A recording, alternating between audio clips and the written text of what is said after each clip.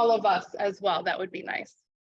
So we have, and I apologize if I mispronounce your name, Jennifer Donahue, Mary Ellen Flanagan, Michelle Meschler, Stacy Niemer, Michelle Ogilvie, Kathy Schumann, Megan Sollenberger. Yeah, shout it out. Thank you. Charlene Wood and Marsha Anderson. And if you're not standing, let's just clap because this is exciting, right? Yes. Thank you. And that really leads us to the next slide that I'm excited about. One of our goals as a board was to find a way that our members could have something in their hands to hand people when we're talking about our organization. I can't tell you how many times, you know, I could be like, oh, look it up on the website, or here's our address, or I'll get back to you. And so what we've done is we worked with somebody to create these beautiful postcards, and I'll be sending out an email, and if you'd like, I'll be mailing them to you, 5 or 10. And then our hope is that they're templated so that you can fill them out before each quarter meeting. So if you're, you know, having lunch with somebody, or you're at a get together or at another meeting, and somebody asks you about 100 plus, you'd be like, oh my gosh, I'd really love it if you could come to our next meeting. Here's the date, you could fill it out, websites on there, QR code, Facebook, etc. And so we're just kind of hoping this will help us grow our membership a little bit more and make it easier on all of you to have something in hand to give them. And they're small enough that they can just fit in your purse or pocketbook. And then another nice thing is, in addition to the postcards that you can mail out even if you wanted, we'll have the PDF form, so I can simply just email you those, and you could print them at home if you wanted to do that. Tonight, I think Angela was working her way around the room. We're going to be raffling off some off the block salsa to 12 people. For those of you that were here a couple meetings ago, Mentoring Positives was our quarter 3 winner. And one of the projects that his organization does is they make salsa and pizzas. So Val and I went and stopped in last week to see their new beautiful facility. And if you haven't been there yet, it's on East Wash, where you can pick up the pizza and the salsa. And I know Will would love to talk to you about his organization and how he is serving the youth in that area. And so at the end of the meeting, you can look forward to possibly winning some salsa. And I ate a whole jar yesterday on my own, and it is amazing. You guys, you have no idea. My chip to salsa or salsa to chip ratio is like nothing you've ever seen. So if you haven't gotten your name in the basket, I just wanted to bring that up. Make sure you do so by the end of the meeting. Another shout out that we would like to give right now is a special thanks to Krista and Lee. We were very lucky that they asked if 100 plus would like to come on their show, Wisconsin Women. And I was able to do that and talk a little bit about our organization in the hopes of just getting the word out a little bit more. And I believe it aired like 47. I mean, the number of times it aired, I mean, it was just, it was extremely generous of them to do so. And so if you haven't seen it, I believe the link is on our website. And one thing you might want to do is just take that YouTube link and put it on your own Facebook page and share that. Just like tonight, they gave me 5 minutes to present. And so it's kind of short and sweet, and it just highlights what our organization is about. And it's another way to get the word out. So thank you to them. And at this time, I'd like to invite Angela up, and she's going to introduce one of our guests tonight. Yes. Hey, everybody. Can you hear me? Can you see me? Okay. So, wow, this is kind of a big deal. 10th year for us. That's a long time. That's amazing. I can't say thanks enough to our members, to everyone on the board, our past board members, and it's a special treat for me tonight to introduce some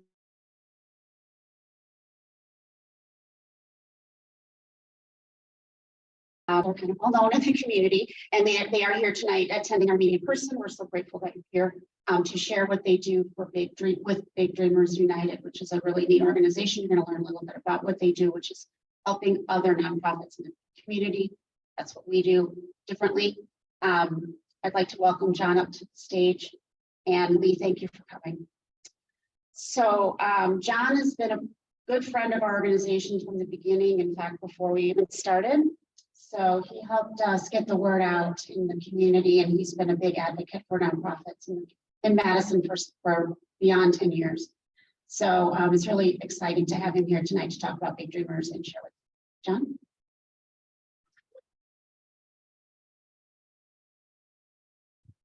Is it okay if I handle this? Okay, I work the room, I have to stand right here or something. Sure, do that. What? Nobody wants to see this. Who's the person that's in charge of my 5 minutes so I know when I have to walk away? Right here? You just throw something else.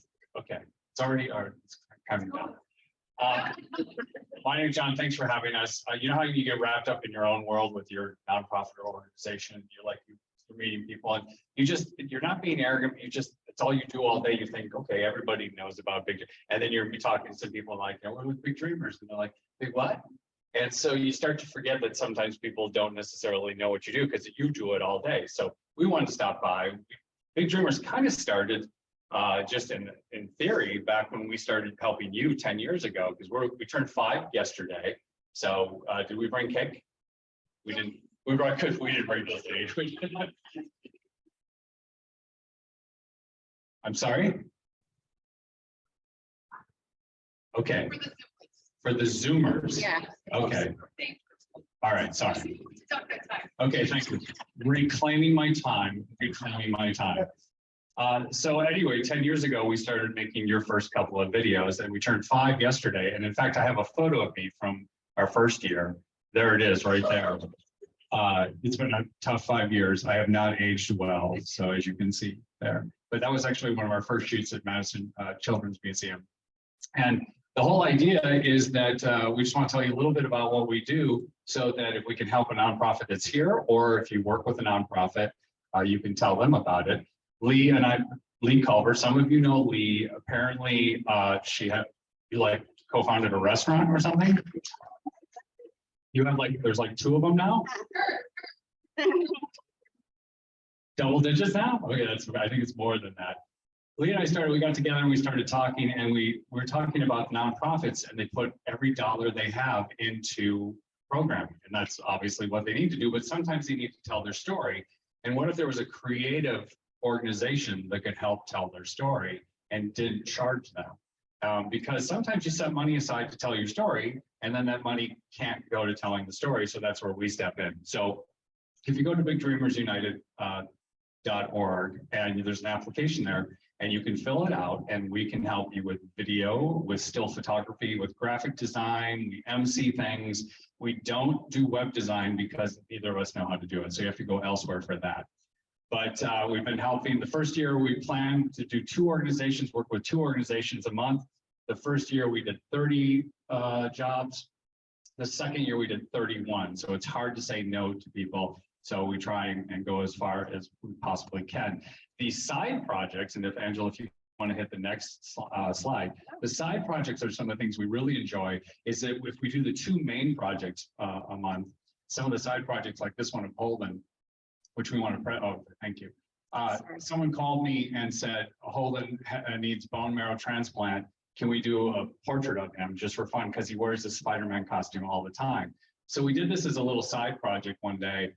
And then the Children's Hospital, American Family Children's Hospital, picked it up, and they used it to promote bone marrow donors and possibly finding the match. And then a national organization called Be the Match contacted us and said, can we use it too? And the good news is, guess who found his bone marrow match? Holden found it. Yeah, it was great. Meet Grandma, who was his main caretaker. She credits the poster with doing it. We don't actually know that the poster did it, but we're not going to argue with Grandma because she's happy and Holden's doing okay. So we love doing all the side projects. Right before the pandemic hit, we had a weekend where we did 3 side projects, emceeing things and helping organizations. And that weekend alone, we brought in the 3 organizations brought in about 300 grand. And when I did the math, we were not responsible for that 300 grand, but we had a direct hand in about 75,000 of it. And when I looked at the math that the budget we spent on it, it was about $400 of our time to help bring in 75,000. So we work as hard as we can on the 2 projects per month, and then on the side project. So even if you don't have a big project and you just have a little project, like you need an invite designed or a postcard, feel free to give us a call. Got card. Did you bring cards? I think I brought bigdreamersunited.org. We're fine. We didn't plan this out. Plus, there was that whole time shift thing and nobody's doing well. Am I right? Exactly. So anyway, bigdreamersunited.org. 30 seconds. That's all I've got. Check out the website. If you have more questions, we'll be here afterwards. Thanks for having us and good luck tonight, everybody.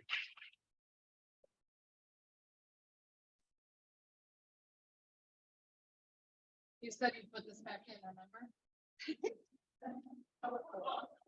That's fine. I lied. Have a seat. It's fine. You do it? Got it. Yeah. Got it. Yeah, it did. Okay. Okay. All right.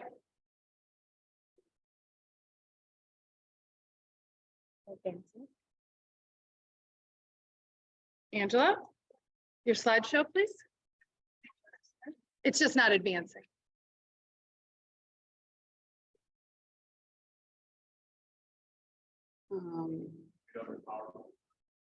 There, you rigged it so your thing is up there the whole night, right? Yeah. Just happened to be, Okay, so electronic invoices, we're all getting very comfortable with our new system, and I know Jane is very grateful that we have switched over. Obviously, if you still want to write a check, you can do that. My mom does. Even though I beg her in every store that I take her to not, she's still writing checks, which is fine. So with the electronic payments, the best part about it is that we're able to send out those invoices to all of you. And then the night of our quarterly meetings, we actually we're able to give our award winners the check that night. So we're just grateful for those of you that are able to set that up for us. Payments and donations. One thing that I want to highlight is some of us have a hard time at the end of the night that one person won that award, because really they're all winners. And I think one of the most beautiful things is that some of our members feel that they're able to give a little bit extra. And so always know that above either your $50 or your $100 quarterly donation, the other charities are welcome to any dollar amount that you'd like to give them as well. And so just keep that in mind. We can always take that tonight, or if you'd like, you can email Jane and just let her know that on top of 50, I'd like to give 25 to the 2 and 3rd place as well. So just something to be mindful of. Thank you to all of our people that are home right now watching us through Zoom. We appreciate you being here. It sounds like we have quite a turnout, and we're grateful for that. So for those of you that are Zooming with us, I think I just made that up, Zooming, like the Zoomers. No, it's been out there. Okay, well, thank you. Felt good for a split second. The chat is reserved for just the charity questions. I can't imagine anybody would like get on and start talking about Aaron Rodgers and where he's headed or anything like that, but you never know, but please just reserve that for our charity questions. And then Katie and Tess are back there that are watching that. And we appreciate all of your patience as we field questions during the Q&A, because it can be a little difficult to get all of your questions and the Zoom people as well. Again, we have our hybrid voting. Just a reminder, we're so excited that we have some guests here this evening, but if you are a guest, whether it's in person or through Zoom, we just ask that you not vote and use your honor system. Otherwise, we will be passing out the ballots at the end. We'll collect them, and Katie will also be organizing an online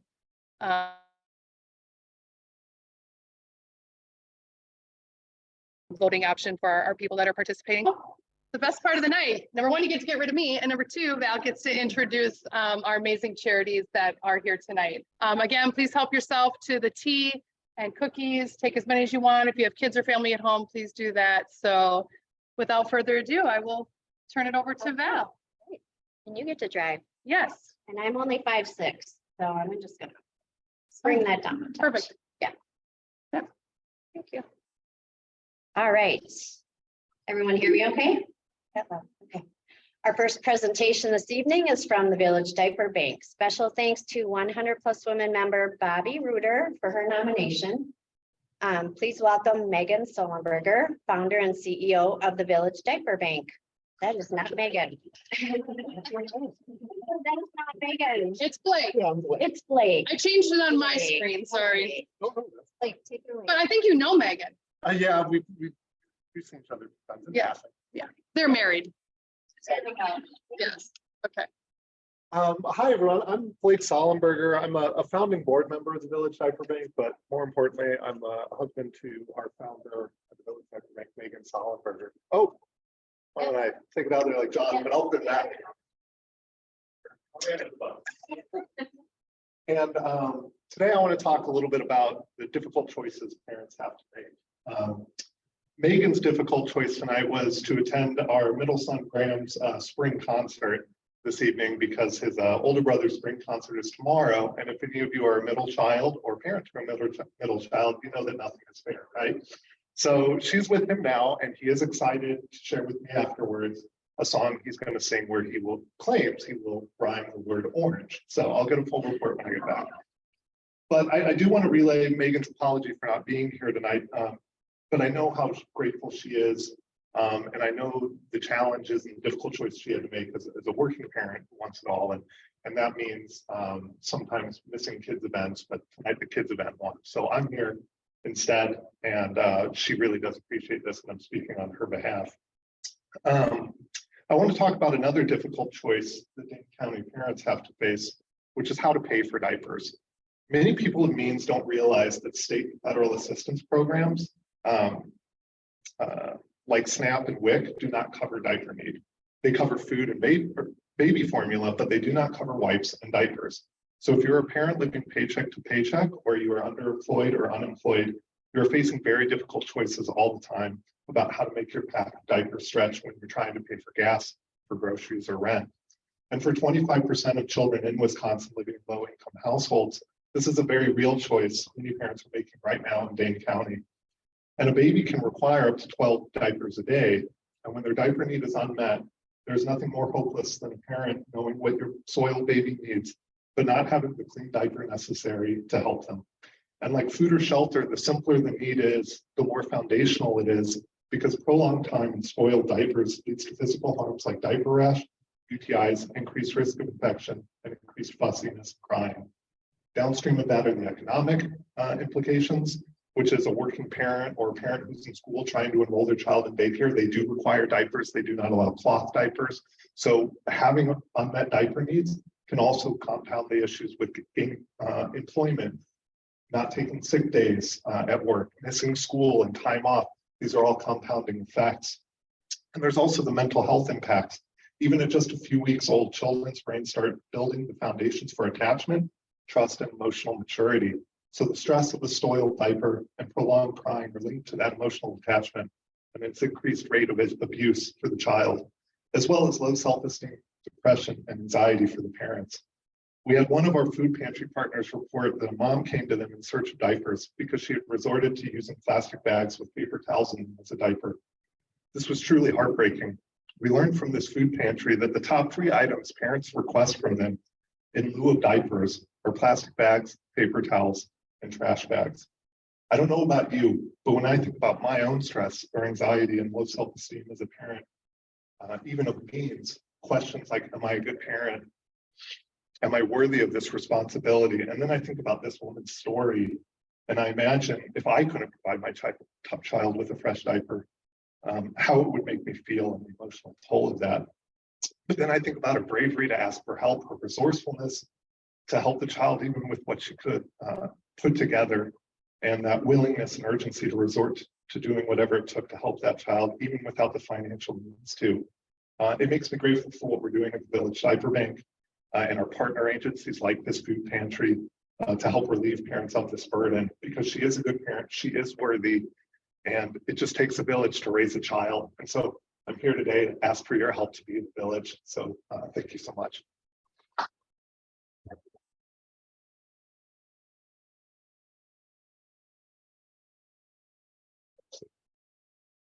Thank you, Steve, for stepping in for Megan. Let's see, Q&A. So we're allowing everyone 5 minutes for Q&A for Steve. You can ask him what he thinks his son is going to rhyme with orange. I don't know. I've been thinking of that for the last several. And we'll take questions online and questions from the in-person audience as well.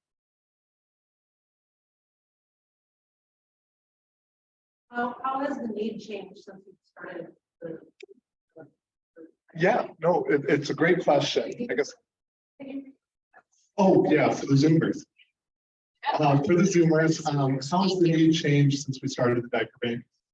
So we started the diaper bank in 2018 in our basement, and when we used to live in Corona. A lot of time since then, and especially I would say the biggest change has been the COVID epidemic. I think when we think about the types of industries that sometimes underemployment really can impact mostly, it can be service or seasonal industries. Obviously, all of them were just slammed by the COVID pandemic. So we had a lot of outreach then. I would say things got a little bit better because of the increased unemployment benefits that went out. But now that those have actually are set to expire here in April, we're already getting proactive outreach from our partner agencies, anticipating this need because their caseworkers are out there stating that this is an issue and that this is coming up and people are worried about it. Thank you.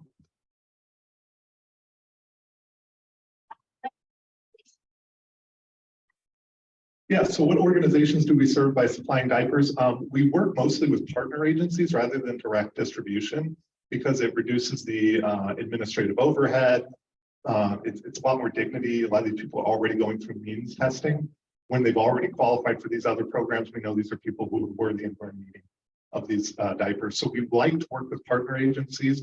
We also deliver to their home through these partner agencies. So a lot of them might have caseworkers who visit, and it's actually an added incentive for them. They actually really appreciate the caseworkers do taking these diapers on a monthly basis because it's an added incentive for the parents or the family and the households to stay active in these programs that they're a part of. So one of them is Reach Dane, which does a lot of subsidized aftercare. They do a lot of case management and social work kind of work. And so they have social workers going out there all the time. They really appreciate it. We have a lot of quotes on the website about how it supports them and the relationships between the caseworkers and the families. Food pantries, which was one of the anecdotes I shared, and a couple of closets as well. Oh, did you have a question? Oh, yeah, the question from Zoomers is, do we serve just Dane County or others? We are primarily, we service 21 agencies or partner agencies, 19 of which are in Dane County. We also work with Reach Green, which is part of, kind of like Reach Dane, and then a closet out of Watertown and Jefferson. Yeah, good question. It was, what will the money be used for? So the board members actually got together recently, sort of ratified the 2023 strategic initiatives, and really the focus this year is on capacity planning and expansion, because right now there are over 10 agencies. I forget the latest number, but I think it's over 10 at this point on the waiting list. And really right now the 15,000 square foot warehouse that they've moved into in the last year has already spread out. They need to start going up. That means pallet racks. That means additional shelving. It also means development manager, operations, because it is an entirely volunteer run organization at this point. So it's kind of getting to that point where we need both operationally dedicated staff as well as expanded space. So there's nowhere to go without them in that building.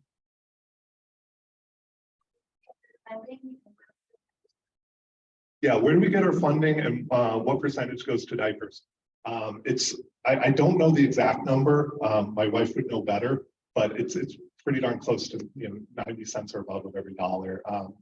Even when people donate to the diaper bank, the purchasing power is greater because they get it almost wholesale.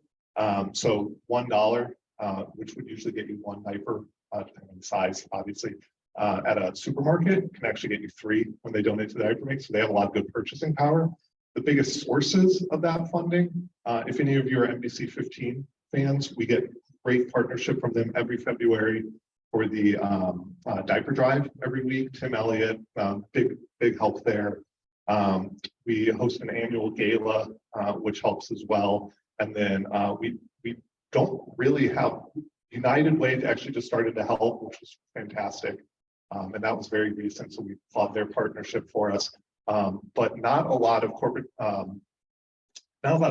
giving, but a lot of individuals, and then these small but mighty events. So, like I said, we were looking to use funds for a development manager. I think a lot of that too is really trying to get legacy corporate donors.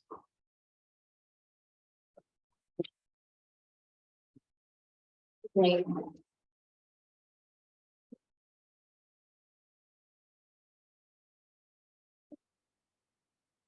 Okay, next up is RISE, helping community and family thrive.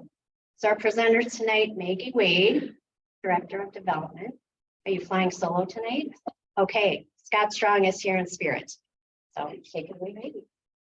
Yes, Scott is taking his mother to a doctor's appointment today, so he is out of office. So I will be the sole presenter. So thank you so much for welcoming me back. I'm just gonna, like a stand-up comedy special, just gonna move this. Thank you for welcoming us back. For those who are not familiar, as she said, my name is Maggie Wade. I work as the Director of Development at RISE. I've been there for almost 4 years next Monday. RISE is one of the largest providers in early childhood, early literacy, child adolescent mental health, and wraparound services, and planned and emergency respite. We're Madison based, but we serve all of Dane County, and we serve about 3,300 children, individuals, and families each year.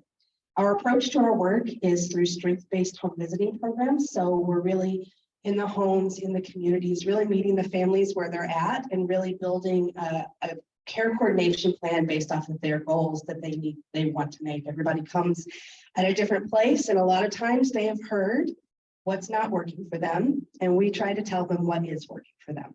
What is it that you need to be able to feel supported to meet your goals?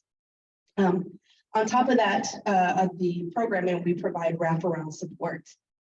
And a lot of times that is because over 95% of the families that we serve are low to no income. Some are even facing homelessness or experiencing homelessness on a regular basis. And so to help them really be able to focus on family attachment, their mental health, and really engaging in the program that they're enrolled in, we want to meet those wraparound needs. And so we collaborate with over 100+ community partners, including the Village Diaper Bank, to help get access to diapers, housing security, food security, and get access to mental health services. A lot of the families, especially the children and the teens that we work with, have experienced serious trauma. They're experiencing crisis. And so if you imagine yourself like in your most secure place, imagine going through that and not knowing how you're going to get food on the table that week, or how you're going to get access to diapers, or even have a gas card to be able to get to a job interview. So we really try to provide those connections to resources. And the reason why we want to do that, and we partner with so many resources in the community and community partners, is so we can be almost like a one-stop shop for people. They can have one care coordinator, and they don't have to go to 5 different agencies and tell their story 5 different times and relive their trauma. So that's kind of a refresher of what we do kind of overall. But if we were to receive the funding tonight, we would use this towards our mental health wraparound funds, specifically with our CCS program. CCS stands for Comprehensive Community Services, and it's a statewide and Dane County program. So we do get funding from Dane County, but we are a chapter of the county. And a lot of our long-term participants have been in the program for 5, 6, 10 years because we provide such a high level of diverse and high quality services. On top of the wraparound, we provide them access to psychoeducation groups. We help them with independent living, skill development, such as coping skills, relationship building, decision making. So we really meet them where they're at and say, what is it that you need? What goals do you want to meet? And then we provide those resources and connections in the community so that they can meet those goals. I say normally I would have said mental health services, but unfortunately our Children Come First program, which has been around for 30 years, is actually coming to an end due to funding issues at the end of June of this year. And so all of those children are actually going to be, if they choose to stay with the program, implemented into CCS. And so it's a great opportunity. We're sad to see the program grow, but the biggest hurdle is that because of this transition, we have no money for wraparound funds budgeted once this transition happens, which means we won't have some access or a budget.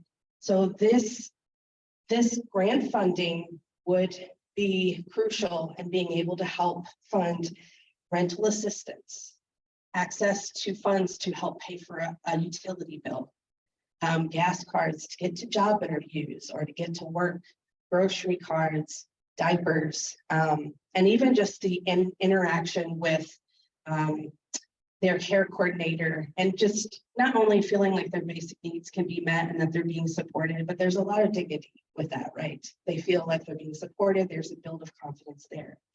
So if we were to get this funding, it would be crucial in helping people feel safe in their homes and safe and being able to kind of interrupt those generational cycles of trauma. So thank you very much.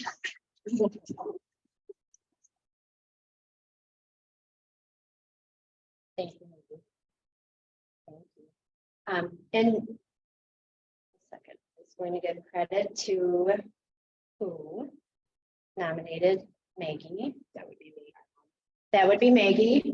That's okay. That's okay. Quite all right. So 5 minutes for Q&A. Anyone here in the room or anyone online? Questions for Maggie?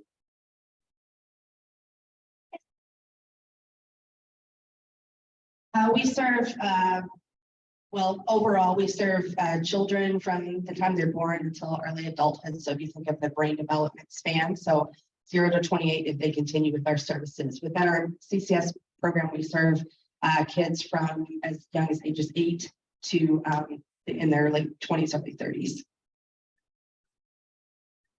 I'm sorry. Sorry. How do I empower parents?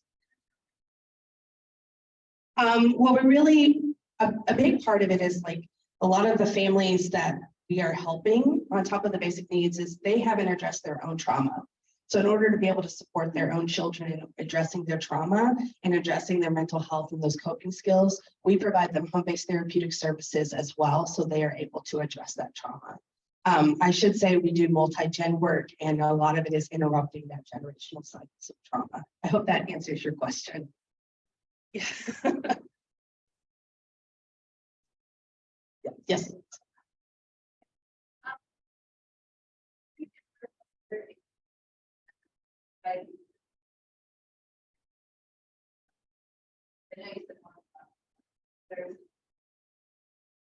Oh, yes. The question for Zoomers was, what makes us different from other similar agencies? I think a big part is that we do have quite a bit of a reach as far as community partners. Journeyman Health is really similar. Overall, as an agency, though, we do provide 3 pillars of support. So we do the early childhood piece, and we do planned and emergency respite, where we can keep kids overnight. A lot of times we have kids kind of in different programs at the same time. And again, we can use that, we can provide that continuum of care from the moment that they're born until early adulthood if they need it.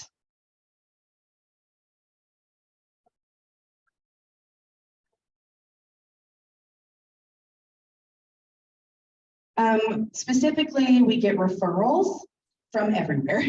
So we get for specific things like our early childhood programs and our mental health. Our early childhood, we get it from the school district, we get it from doctors, we get it from social workers and just other parents. Mental health, it is through the county. So we get referrals through the county. I should say with our CCS program, because we have the high level of services that we provide, a lot of participants choose our program because it's more unique. It has that consistency. So even if we have staff turnover or I hand off to a different care coordinator, there's consistency and the care doesn't ever drop off. If that makes sense.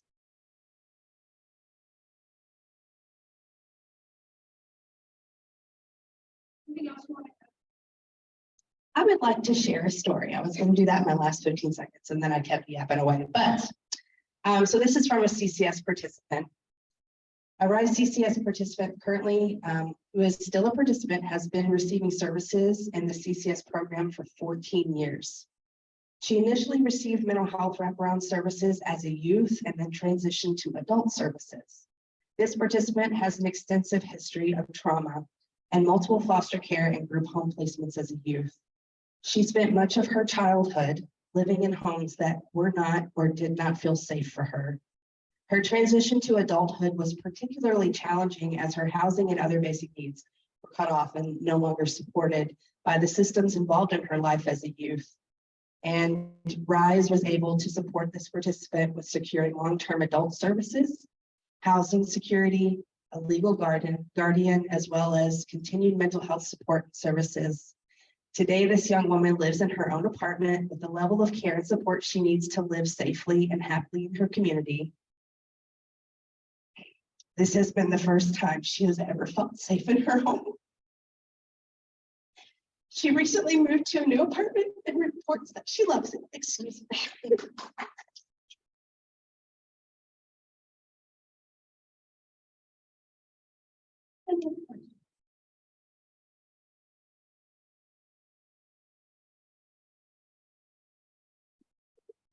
Thank you so much. I appreciate it.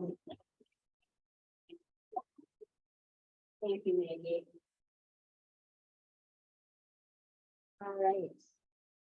Our last presenter for the evening, we'll hear from Gigi's Playhouse. Special thanks to 100 Plus Women member Andrea Leverton and Julie Burns for their nomination. So please welcome Kelly Antonson, Gigi's Playhouse.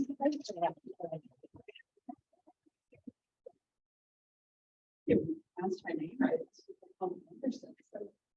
Thank you so much for having us here tonight. Gigi's Playhouse is a Down Syndrome Achievement Center. So that means we're not respite, we're not a therapy center, we're not a school. But what we do is provide free educational, therapeutic, and career development programming for individuals with Down syndrome. We are in a huge growth state right now. We currently are serving over 360 families with an individual who has Down syndrome. Since COVID, we've added 80 families, and that is just mind-blowing to me. And there's so many more people out there that we need to reach, but we are at capacity, which is why we're so grateful for this opportunity tonight. So I have been with the organization for 3 years. I don't have anyone in my family who has Down syndrome, but I just know a lot of people and love them who do. And this has turned into my heart's work. 6 months ago, we were able to hire another full-time staff. So because we were in such a growth state, and we're currently running programs, free programming, always free, for 6 days a week. And we literally have no more time in our day to run anymore. In February alone, we had close to 580 program hours, which is just super exciting because that means we are serving these individuals in the most impactful way we can. We are able to serve individuals through different types of programming. We have group programming, which is basically a drop-in. You can come every week, kind of by age group. We have a program called Gigi Fit, which is our physical therapy-based fitness program.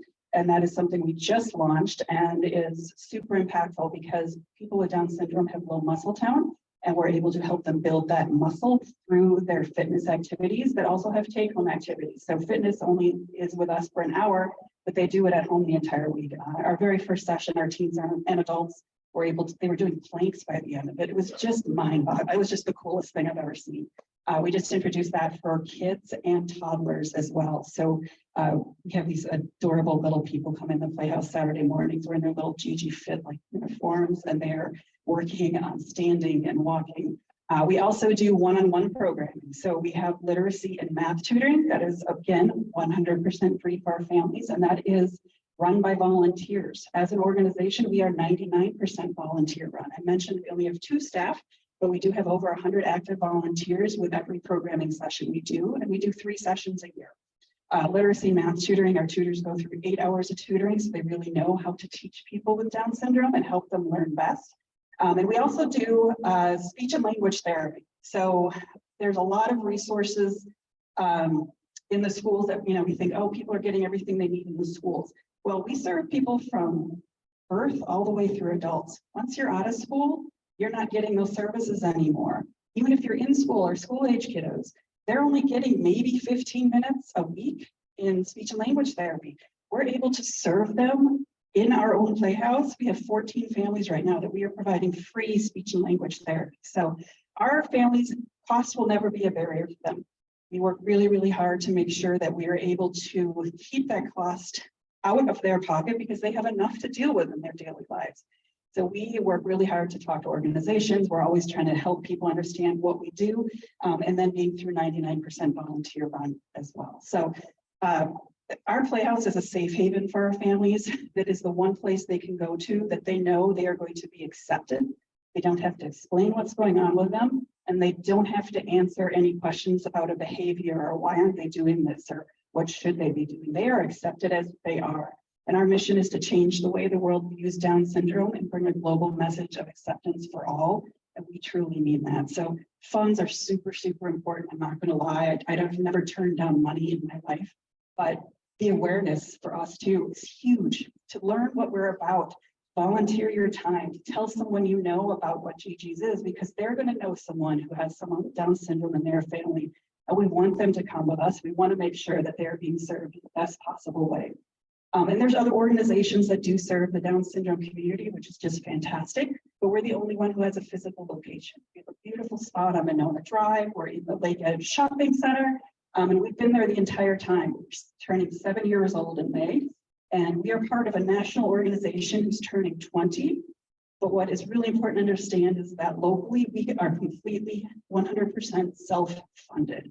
So even though we have resources from a national level as far as guidance goes, we have to do the work locally to make sure that we're providing for our 360 plus families.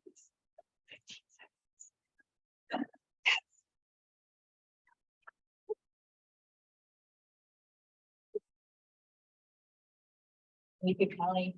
And now everyone's chance to ask Kelly 5 minutes worth of questions, Q&A in the room or online. Please feel free. Maximum in space. Oh, yeah. So, space is a much bigger issue to solve, of course. But one of our goals is to reintroduce our career development programming. And we haven't done that in a few years now because people were kind of cycling through it. And now our community is coming up. People age up all the time, that we're able to start thinking like, how can we bring this back? And that's really where the capacity issue, what new programming can we offer that's going to best serve our community? We're very creative with our space.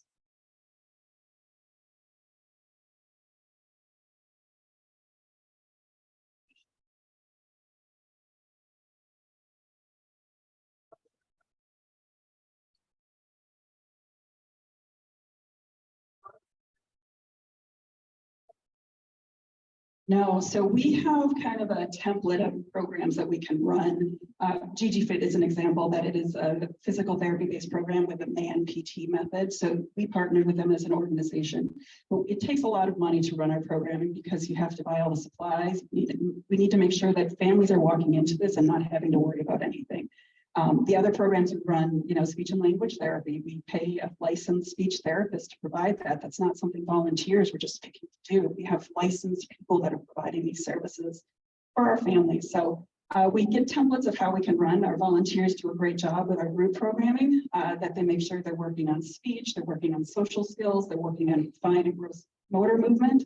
But we need to supply everything that we need to do for every single program. And when you have this Friday, we're having a World Down Syndrome Day party. So World Down Syndrome Day is March 21st because Down syndrome is caused by a third copy of the 21st chromosome, so 321. So we're celebrating Friday with a party at the Playhouse, and our families love to party. Everyone ends in a dance party. We have a disco ball permanently installed on our best of all stage because our adults cannot get enough, like literally we have to dance all the time.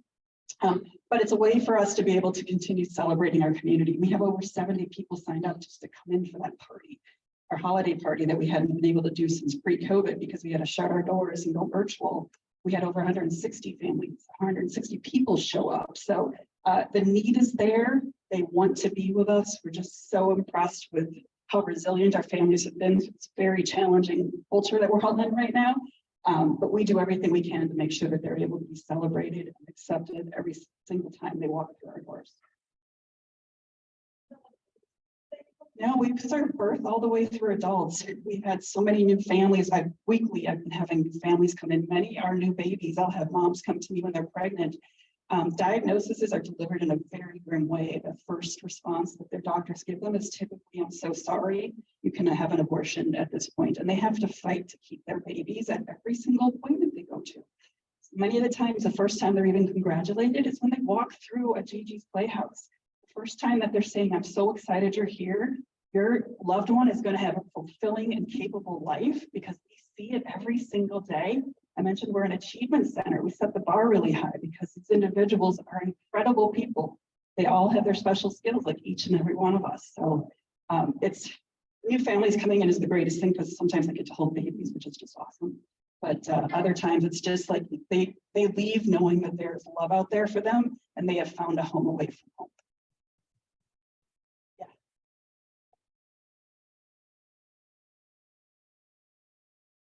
Do we pay a fee to our national organization? So we pay something called National Mission Service. It's an 8% fee, which covers things like licensing for Salesforce, which is our database that we need to use for accounting and marketing, Canva, you know, stuff like that, the little things that you have to do to make sure that you're marketing your organization. And then we also have accountants at the top level, but we also have a treasurer on our board that has to do everything locally. So we get that support from a national standpoint, and then they also do marketing for the entire.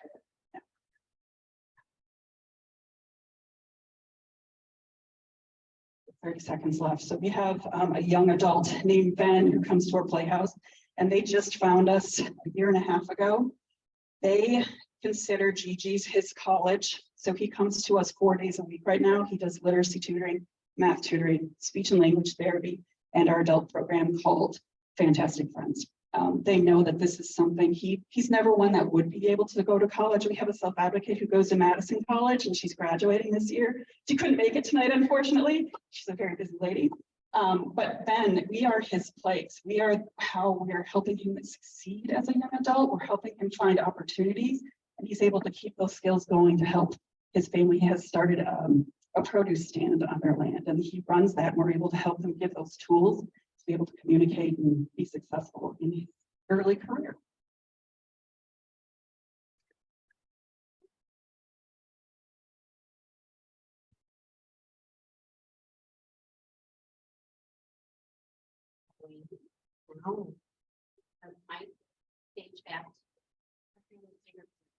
Okay. I just had something come to me. What if we had like a song, what's it called, a lingo? All of a sudden, I was just like, it was like, oh, 100 ladies, oh, 100 ladies. Oh. No, okay, I literally, then I guess, forget it. Not all my ideas are good ones. It just, I don't know, someone spoke to me and clearly they need to be quiet. Okay, all right. And so now I'm super happy to announce the return of Luke's Closet. They're gonna come up here and share a little bit with all of you what they've been doing over the last few months with the impact award check that we gave them. They have some slides to share. And just as a reminder, take a time out. Yep, we're doing. Yeah. Well, Here, there we go. Oh, I messed up, sorry. I'm just so excited to hear from Luke's Closet. Like, oh, get up here. Okay, no, now is our time to vote. So once again, please guess. We're gonna ask that you not vote at this time. People that are online, Katie's putting out that poll for you. And our ballots are back there. I believe Angela is passing them out, or you should have gotten them when you came in. If you vote pretty quickly, again, you can also add your name to the salsa. What?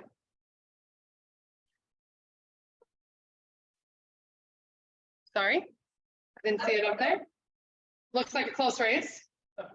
You can add your name to the salsa winning competition. And then up here, if you just need a little bit of a reminder, there's some bullet points on exactly, again, what our 3 charities, the highlights that they have shared with you tonight.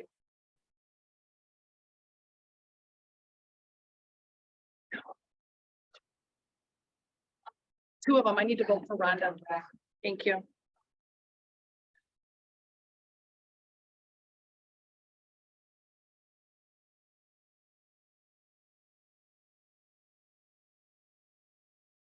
Luke's Closet, you are on deck. You're like, you're soon, very soon.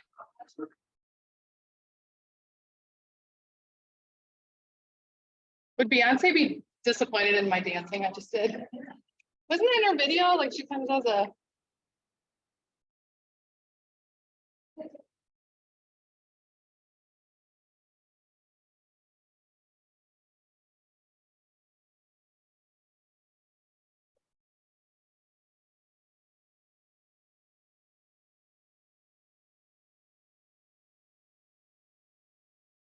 Thank you.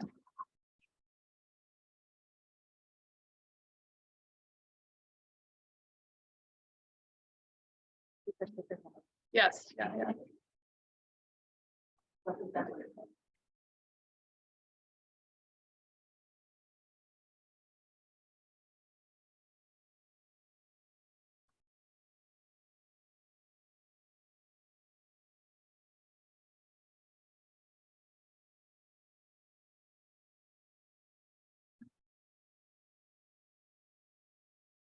Another minute or so for our online voters. Sure. Yeah, thanks. So if I call your name, you can just grab it now or as you head out this evening. Thanks again to Mentoring Positives. We've got Betsy P, Heidi H, Camilla McKay. I know, isn't winning fun? Thank you for that reaction. I was like, what? When I was a little girl, my parents used to go to the dog tracks all the time. And I remember I picked number 4 to show the dog and it won. And I mean, I lost my mind and my mom was like, you won 40 cents. And I was like, I don't care. It's like the best 40 cents I ever won in my life. Linda Voigt, Jenna K, Susan S, Schweitzer, Kelly A. Thank you, 5, 6, 7. Ooh, we'll do the folded up one. Andrea C. Michelle V. I owe you. You were like so friendly then. Around tonight. Thank you. And that's it. Yes. Yes, yes. Good to go? Okay, all right. Now, looks positive. What are you waiting for? Come on.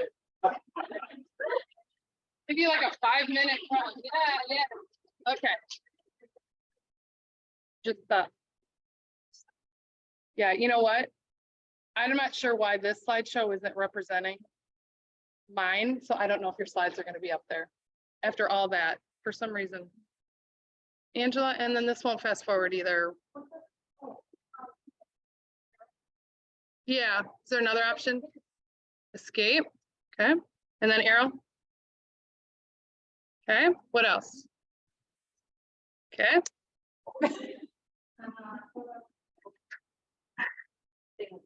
I know. Okay. The big square button. And then you're admitting that person, I bet. Okay. Yes, I'm so sorry. Your slide, hers is Google too. I don't know why they didn't update when I added them. I apologize. It's all right. Okay. Yes. And you already have the money. So like that, Yeah. that's the important thing. Okay. Okay, where do we, is standing here good? Okay, that sounds good. All right, well, anyway, I'm Kirsten Peterson and this is Susan Schweitzer, and we are both members of 100 Plus Women. And we are also 2 of the founding mothers of Luke's Closet. We are so excited and thrilled to be here tonight to say thank you for your donations and everything, and to share a little bit about how we are using that money. So just as a reminder, Luke's Closet is the only clothing bank in Dane County that provides free clothing to kids from foster, adoptive, and kinship care families. And while we've been around for 4 years, we've had a challenge in trying to figure out how to provide shoes, because shoes are so important. A bit more about how important, how important shoes really are. They are very important. And so anyway, just in this challenge, we decided to go sort of a 2-pronged approach to solving this issue. And one of those prongs is basically working with Dane County and having them basically get with the neediest families and giving them gift cards so that they can purchase shoes. And we've done that for the last couple months, and I believe $2,000, and it was for 30 to 40 shoes. So that was one of the slides. But anyway, so that was one of the prongs, and that's been going great. And Dane County is very excited. The families are very excited, getting lots of good feedback. We have a quote from an auntie that said she was wonderfully happy about it. And then our second approach is using we have shop and eat events, as we described last time. And we're going to basically, we have those shop and eat events on a quarterly basis, and we're providing shoes to the kids. We're still determining if we're going to have it 3 times or what per year, but Susan's going to get a little more into that. Good evening. Do I have this right? A little taller. All right, so on May 4th, we got to do our first shoe giveaway. We gave away 73 pairs of shoes. It was record turnout. The kids were just over the moon excited. And that was about $4,300. So we're spending your money quickly.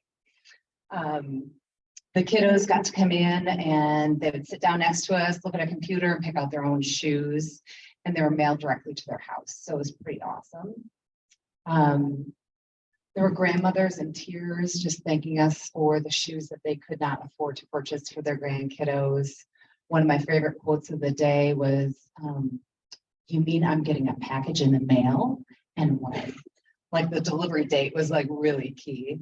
And I also had the privilege to shop with a 7-year-old little girl who came up from the closet. She had just picked out 7 new dresses.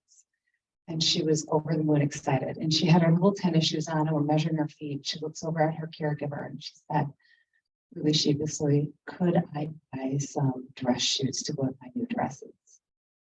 And the answer was yes. And she just lit up and we picked out these little patent leather shoes. It was awesome. It was really awesome. Special day. I'm a foster mom and this need is real. I'll tell you what. The shopping day was extra special for me, unbeknownst to me. 2 of the little boys that had been in our home before were there to come and pick up some shoes. And let me tell you how this emergency placement went. The kiddos arrived in the middle of the night, delivered to our home by a police officer. It's a stranger's home, pretty scary. They're tired, they're hungry, they're hurting and they're scared. So after much needed food, we went upstairs to get ready for bed. I got undressed from some pretty dirty clothes and ill-fitting shoes, whatever they could grab on the way out. This officer was taking them.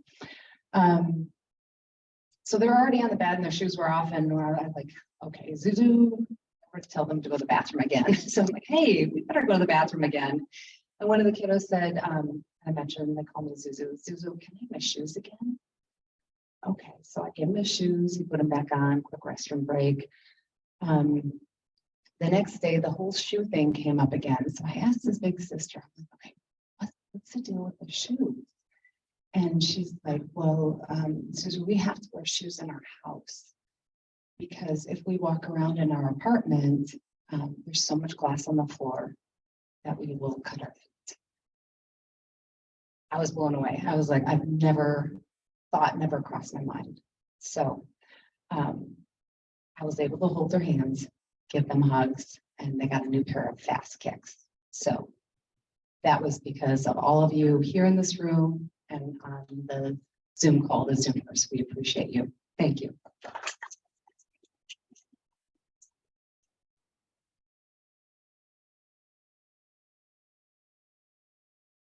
Heart full? Heart full, like so full. Just before I announce our winner tonight, I just want to remind everybody that our next date to meet is Monday, June 12th. And it will be right here again. So thank you to the Goodman Center. So if you know anybody, thank them as well. They are wonderful hosts to us. And we're so grateful to have this beautiful space to meet. Just touching again, although it says 8 years of impact, now we had the math done correctly. It is 10 years. And to date, we're almost to $600,000. And here's a list of all the amazing charities that have been gifted dollar amounts from all of you. So thank you to them. And I think one thing that's really cool is when we stopped by Will's at Mentoring Positives last week, he said, the checks just still keep coming from the women here. There was a little bump, he said it might have been from the showing on TVW or something, but so to all of you that continue to give after we meet, that's incredibly generous of you that you find a place in your heart to remember everybody. And so at this time, our board of directors, we are incredibly excited to announce the winner of our Impact Award, and they will walk away with a $10,000 check tonight. But as you can see from the slide before, the amounts are usually a little bit more. I think we've been averaging between like 15 and 17,000. So thanks to all of you. And sorry. All right. Our 2023 Q1 Impact Award goes to Rise Wisconsin.